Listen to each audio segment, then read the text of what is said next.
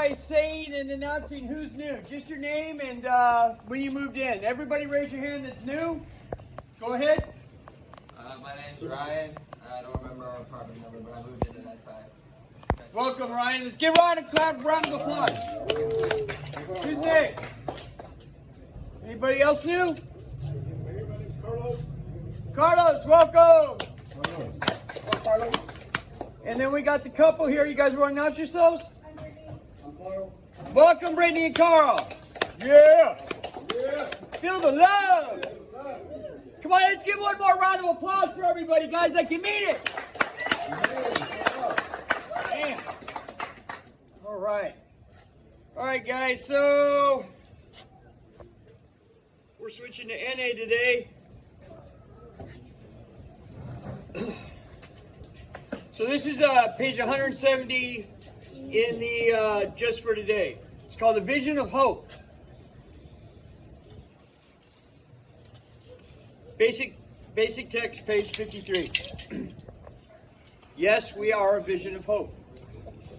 Okay, I want you guys to listen.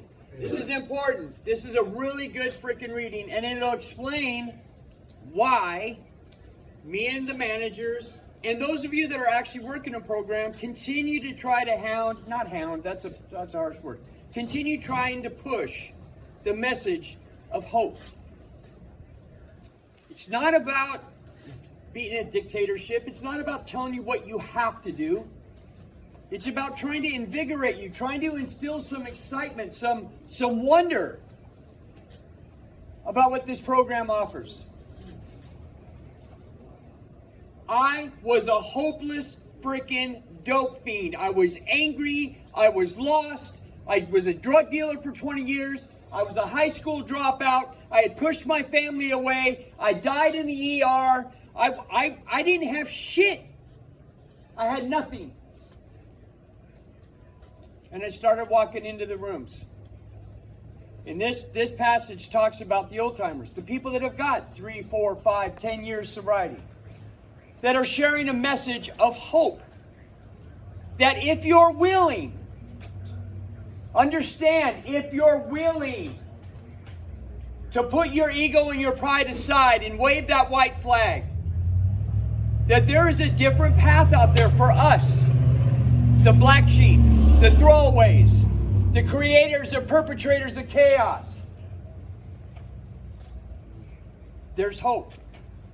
People, there's all walks of life here. Gay, straight, bi, black, white, Asian, Mexican, prison, homeless, in a really good home, causing chaos. We come from all walks of life, but we share a commonality here.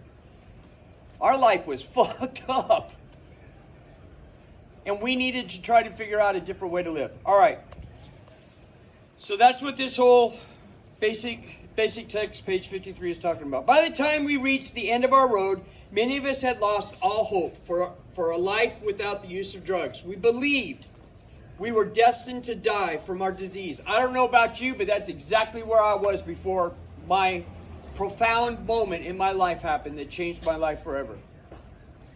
What an inspiration it was then, coming to our first meeting and seeing a room full of addicts who were staying clean. A clean addict is indeed a vision of hope. Now, I'm going to differ from this a little bit because I don't know about you guys, but when I started coming to meetings, I was like, what a bunch of fucking losers, bro.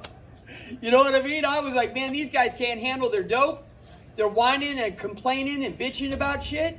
I was the guy that showed up late and left early. I didn't reach out my hand to nobody. I didn't want to get to know anybody. And it wasn't until that moment in my life, February 19th, 2008, that a profound moment happened. And God did for me what I couldn't do for myself and gave me a moment of clarity, a moment of hope. And I knew where to go. I came right to these fucking rooms. I got a sponsor right away. I took the cotton out of my fucking ears and I put it in my mouth. Well, that's not true. I talked a lot of shit still. In the first couple years, I was cuckoo. People still wouldn't sit next to me in the rooms. But that's okay. Because the old timers were still they were hugging me and they were shaking my hand and I was getting to know people for the first time in my life. For the first time in my life, I felt like the monkey was off my back. For the first time in my life, I felt like I was surrounded by people that understood me. It gave me hope. Hope and inspiration that maybe I too can embark on this journey. Maybe I too can recreate a path that's worth fucking living. A path that is worthy of the person that I want to be, not who I was.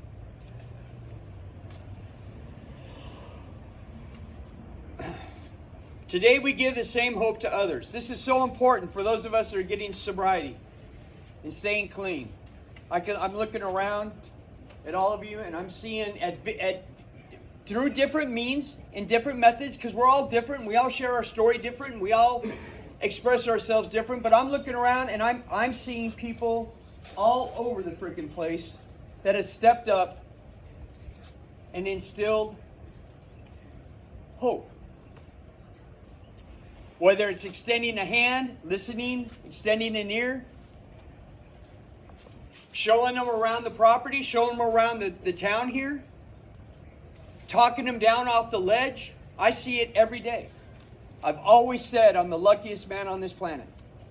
And even those of you, and I know there's a few that don't like me, I still love you.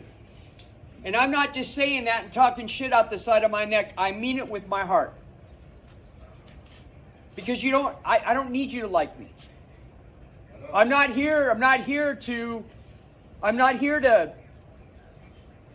win ribbons or to get notoriety or be on a pedestal and look down. That's not me. What I'm here to do is try to provide the safest, most structured environment without micromanaging your lives that I possibly can, so that you can move on and someday leave here and go live your life. So whether you like me or not, I love you, and I respect you, and I respect what you're trying to do.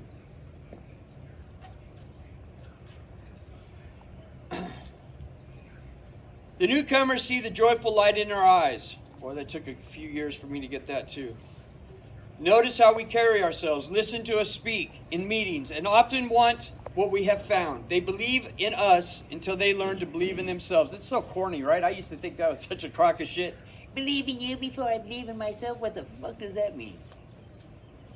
What it means is that I'm continuing to show up every day, and I'm starting to go to meetings on a regular basis, and I'm seeing these people fucking hit time under their belt. And they talk shit about their past, and they're laughing at it. It's not funny, but it's freaking funny. It's not funny because of the heartache and the pain that we've caused to those of us that are closest to us, but it's funny as shit that someone like us would choose a path like that. How insane.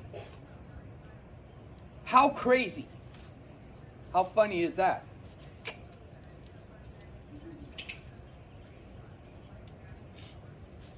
Newcomers hear us carry a message of hope to them. They tend to see through the rose-colored glasses. They don't always recognize our struggle with a particular character defect or our difficulties with improving our conscious contact with what? Come on, guys, with what? God. A higher power. A God of your understanding. I don't care if it's the ocean. I don't care if it's just life in general. If you're Buddha, you're Christian, you're Catholic, it don't matter. We can't be the center of the universe. You see, that's when I continue to fail. I don't know about you guys, but when I finally found a God of my understanding, my heart was lightened, I felt enriched, and I didn't feel alone. Because I connected myself to something that was much greater than myself. I am not all that in a bag of chips and a side order dip, and I sure thought I was that for 20 plus years when I was a drug dealer. Oh, hell.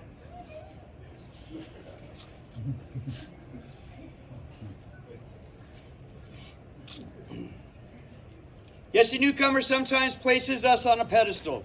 It is good, though, to openly admit the nature of our struggles and recovery, for in time, the newcomer will be walking through those same trials. And that newcomer will remember the others walked through that difficulty and stayed clean. Just for today, let me start over. Just for today, I will remember that I am a beacon to all of those who follow in my path, a vision of hope. So the bottom line is this. Oh, the dog started going crazy. The bottom line is this. You're not trash. You're not fucking broken. You're not a piece of shit. You're not the black sheep. You're not the throwaways. Your fucking life matters. You have a purpose, and we're just trying to figure out what that purpose is, together, collectively, and on our own. Your recovery should be the most important thing in your freaking life. And for the life of me, there's still a few here that fucking run game. And I can't understand why. Because what scares me is when those of you that are just kind of running game and just giving lip service leave here, you're leaving here with all the fucked up shit you didn't work on. It ain't going away.